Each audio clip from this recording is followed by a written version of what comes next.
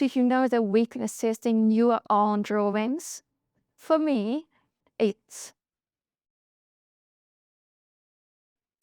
So, I recently started practicing gesture drawing. In Japan, it's very common to use boxes for this kind of drawing practice to improve our skills. But when I looked at the gesture drawing methods from overseas, wow, they seemed so difficult. Like, there's no way an art beginner could do that. So today, I want to introduce a beginner-friendly step-by-step approach to gesture drawing using boxes. Something that's totally normal in Japan, but not as well known outside. Since I'm also a beginner at gesture drawing myself, I can share a method that's very easy to understand. Are you ready? Let's get started. In Japan, we often use boxes to understand perspective while drawing character movement. But for beginners, even if someone tells you to draw a figure using boxes, you might struggle with drawing the boxes properly in the first place. If that sounds like you, try practicing with these steps. The first method is simple. Draw random lines freely, and then place boxes along those lines. It looks easy, but it's actually quite tricky. Once you get used to it, try adding cubic trapezoids or triangles to make it more fun.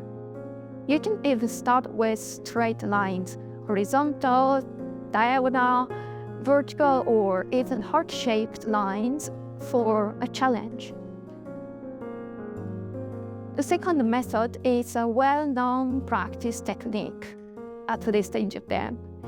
Once you are comfortable with step 1, try drawing the box figures with different face angles. The key here isn't to make them perfect, but to draw quickly and intuitively. Don't overthink it. Just keep sketching and let your hand get used to the motion. Once you can naturally draw boxes without hesitation, you're ready to move on to gesture drawing. As a preliminary step, have your reference material ready? Then, mark the top of the head, crotch, and feet. Next, represent the movement of the upper body with a single flowing line of action. After that, check the angles of the shoulders, waist, and eyes. With this, the preparation is complete. Now let's start sketching. In this method, instead of using a box for the head, we'll draw something more like a skull. Next, draw the chest and pelvis as cube trapezoid. Use the longer side for the shoulders and hip, and use the shorter side for the waist. For the arms and legs, first draw circles for the joints, then add volume to flesh them out. When drawing the boxes, I add shading to the sides and bottom to make them easier to visualize. This helps to be aware of the side planes of the body. After lightly adding some volume, it's complete. Now, let's quickly go through it again from the beginning. Mark the head, crotch, and feet position. Use a single line to show how the upper body is moving. Draw the chest and the pelvis as cube trapezoid. Oh, by the way, some people just sketch the arms and legs with a single quick line and leave it at that.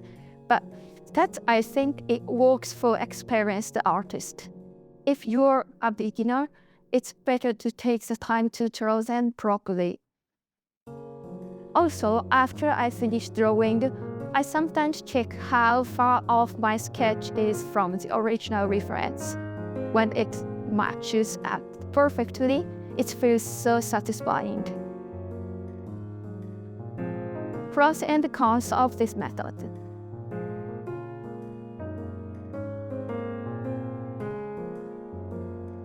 Give it a try. Once you get comfortable with the first method, let's move on to the next step, which is more challenging. This time, we'll focus on the skeleton while drawing. Just like before, start by making the height of the head and feet. Then use a light colored line to sketch out a stick figure. At this stage, try to visualize the movement of the spine. Next, draw the shape at the crotch area. From here, imagine the leg bones and sketch them in. After that, start drawing the boxes. This time, we'll only use rectangles for everything.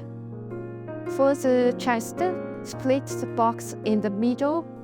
The red line represents breastbone. And here's the key point of this method. Even if the reference doesn't look that way, draw the pelvis box slightly tilted backward. If you imagine how the actual pelvis moves, this will start to make sense. The red line represents the pelvis, and the green line shows a cross-section of the hip joint. In this method, instead of drawing circles for the joint, you focus on the cross-sections and the structure of the body. When adding volume later, parts of the pelvis rectangle might be trimmed down. Pros and cons of this method.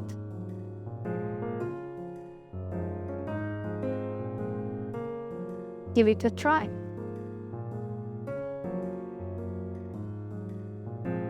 The 30-second gesture drawing method that skilled artists often use, that works because they are already skilled. This is my personal opinion. Personally, I can think it's the best approach for beginners in gesture drawing because it makes it hard to check if your drawing is correct. The two methods I introduced today require more detail. But that's exactly why you have to think about joint movement, cross-sections, and perspective while drawing. For beginners who aren't used to perspective, instead of rushing through 30-second or 1-minute sketches, I think it's better to take your time and practice like this. If you're practicing gesture drawing, I know it's tough, but let's keep working on it together. On this channel, I share useful drawing tips to help beginners improve in a clear and easy to understand way.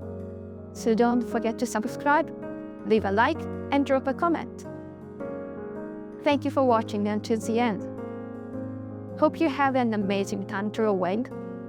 See you in the next video. Have a great drawing days. Bye-bye.